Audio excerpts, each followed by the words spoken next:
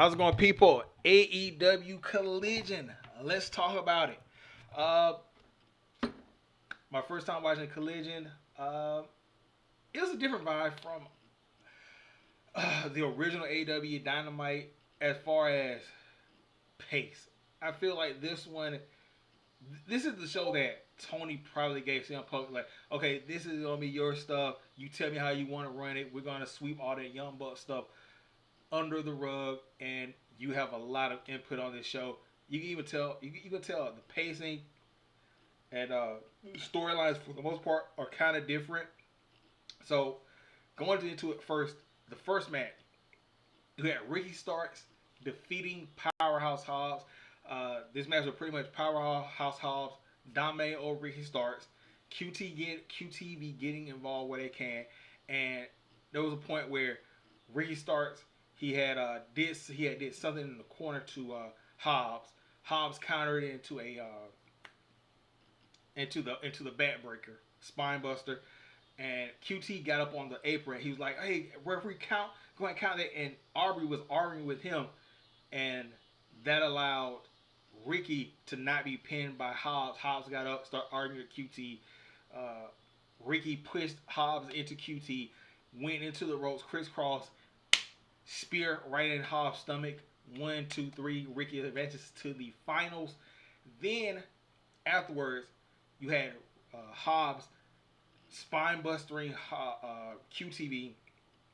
Then Aaron solo, and he goes to attack QT Marshall again, and Harley got involved, and Hobbs just left the ring. So there's a rip between QTV Hobbs. Is Hobbs still around with them, or is it his break off?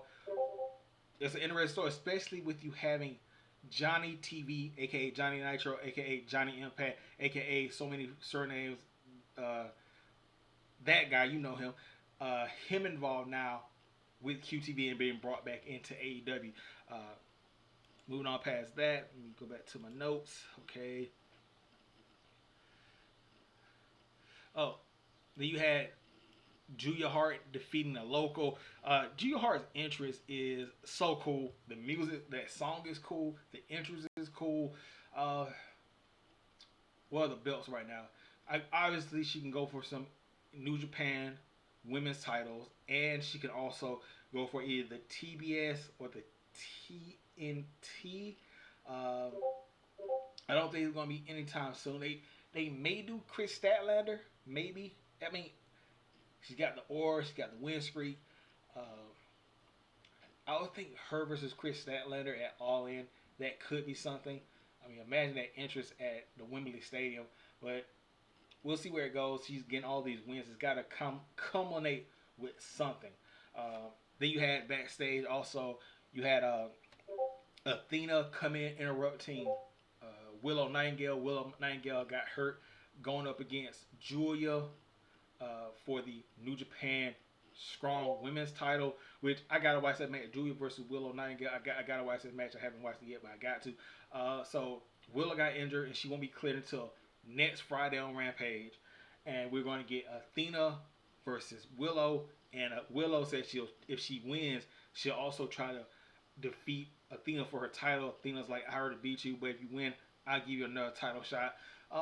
That's good. If you haven't been watching Athena also on Ring of Honor, she's been doing a hell of a job, hell of a character job, promo job, in ring work. Athena, I would say Athena is right now the best women's champion in Northern American wrestling. If you look at her character, her all that other work compared to other women in North America. I haven't been watching really British or Japanese wrestling like that. I'm just comparing it to that. But Athena, she's really doing an excellent job as far as her character development, all that. So moving on past that, let's see. Let's see right here. Oh, then you had Juice and Jay defeating LTR. What a match! What a match! A lot of near falls, long match, and it was basically just FTR's tag team work versus Juice and Jay's survival instincts. Because Jay and Juice, I think this is like the third time they teamed, sort of, and man, wasn't a lot of tag team cohesion, but it was just like, okay, I'm a great wrestler, you're a great wrestler, and we're coming together to form this great tag team. Whereas FTR, you know what FTR is about? Is tags without looking at a person, moves without looking at a person. You know what you get with FTR, and the way Juice and Jay won this really fit that. So Jay White hit uh, Blade Runner on no, he hit Blade. He hit a roll up on I forgot the guy's name. FTR Dad. I think it was Daz on Daz.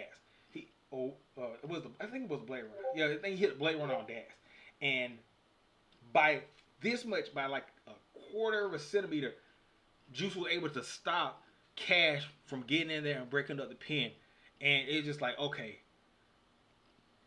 just by the skin of their teeth, Juice and Jay won this match. So afterwards, you have FTR backstage getting interviewed by Tony Schiavone.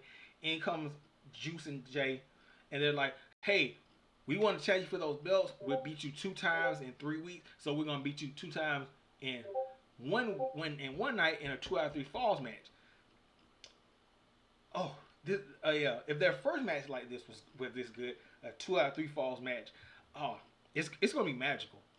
Moving on past that, okay. Then you had Scorpio Sky returning. He defeated Action Andre. Pretty solid match. Scorpio wins with the TKO. Um, I can't really say anything good or bad about this. This was just a solid match. Then you had Samoa Joe versus CM Punk. CM Punk ended up winning, and it was a good ending. Throughout the match, Samoa Joe just tearing CM Punk limb to limb, pillar to post, dominating chops, kicks, chokes for a certain amount of time, and Punk won with a roll up. And it was just like Punk was like, okay, I finally got one after all the years over Joe. Barely, barely. It wasn't just like he steamrolled. He didn't win with the GTS. He got a quick roll up on Samoa Joe, and Samoa Joe and Punk's reaction. Samoa Joe went to the corner. He's like, wow, you finally beat me. I didn't see that coming. CM Punk's like, wow, I finally beat Joe. He was like, emotional for a moment. Great ending to the match. Then afterwards, never trust Samoa Joe. Joe goes to shake Punk's hand, and while Punk's walking away, Joe puts him in the Kahita clutch. He's screaming, "I'm better than you. I have always been better than you. I'm better than you. I've always been better than you." He goes out of the ring to hit Punk with a steel chair. Out comes FTR to stop that. Joe walks back out.